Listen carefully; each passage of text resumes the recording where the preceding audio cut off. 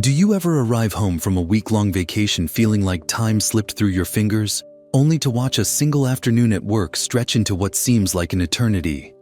You're not imagining it. Your brain really does experience time differently depending on how you engage with the world around you.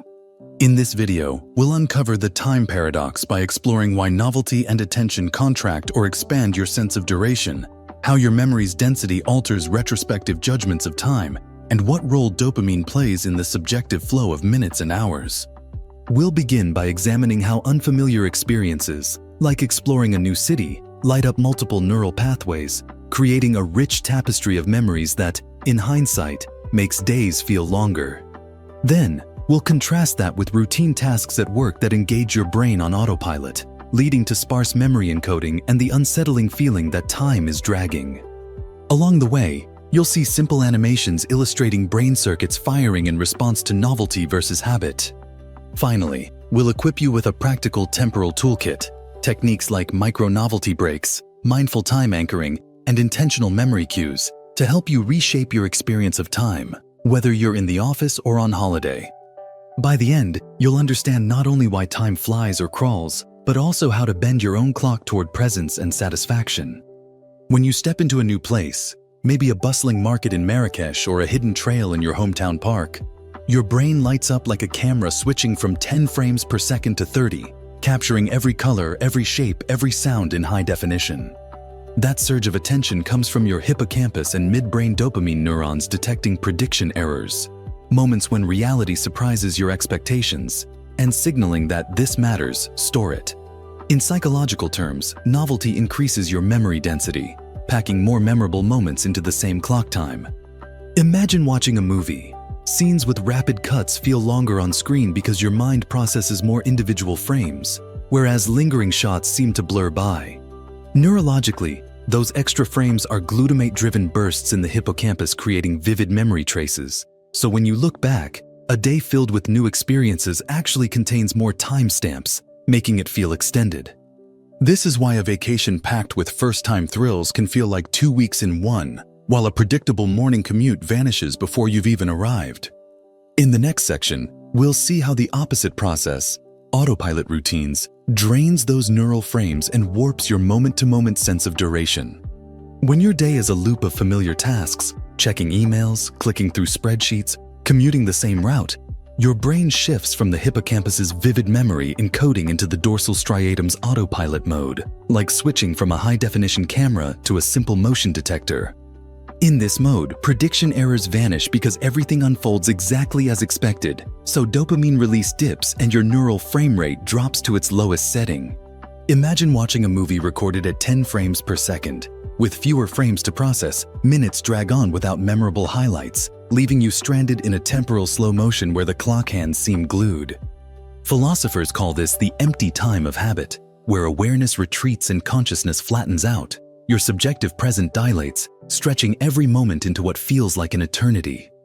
Neurologically, low novelty means your prefrontal cortex barely engages, cognitive load lightens, and your working memory recycles the same patterns without interruption.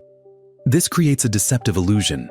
Because little is stored in long-term memory, retrospective time judgments collapse, making rich weeks feel like brief blurts and dull hours loom endlessly. Recognizing this pattern is crucial because it reveals that time's elasticity isn't magic.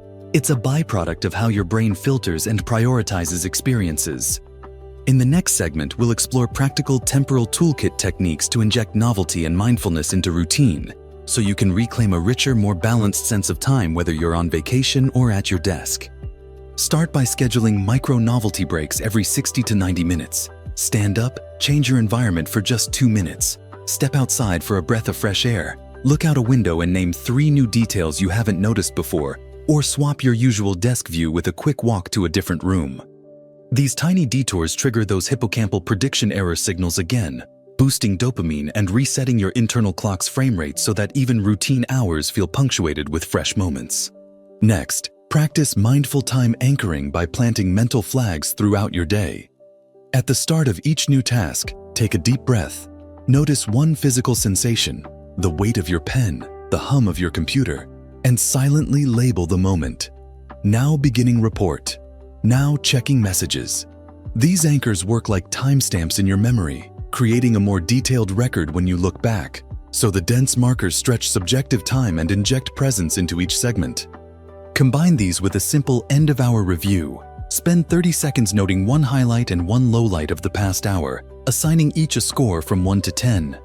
By compiling these scores and brief notes, you build a custom time use map, an infograph of your own experience, that reveals where time flew and where it crawled, guiding you to adjust your routine in real time.